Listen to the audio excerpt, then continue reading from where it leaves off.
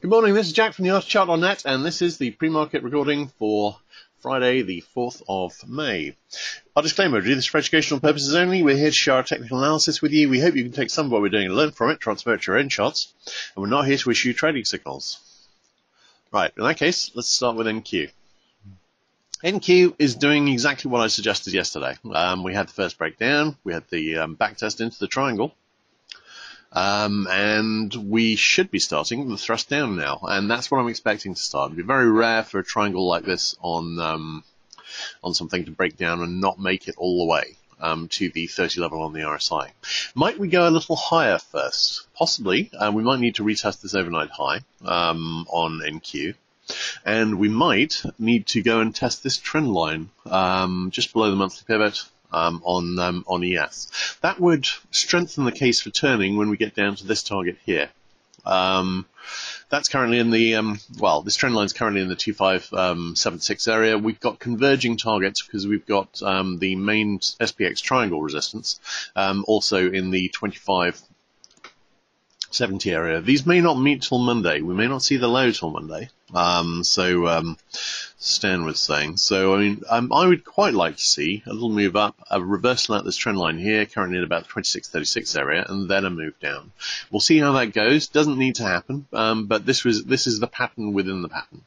Nice little megaphone here, and it hasn't quite hit that resistance. It may need to. Right.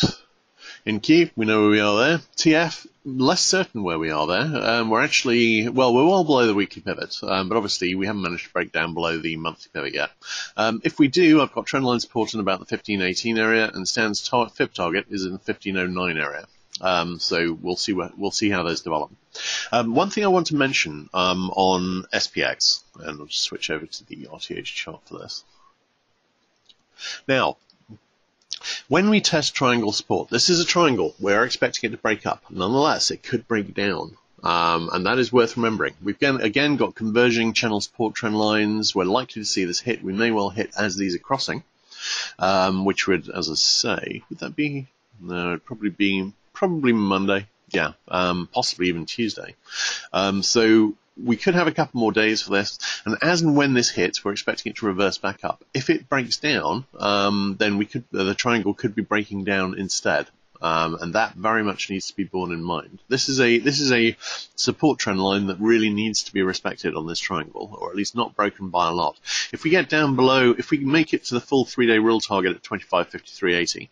And break below that, then we may well have the triangle breaking down, in which case the setup over the next few weeks is going to look very different, and we're going to get a thrust down in all probability rather than up. So it needs to be borne in mind. And the other thing to bear in mind here is, of course, this triangle could convert into a channel, or another pattern, or another type of bull flag, and in all probability that's what we would expect to happen.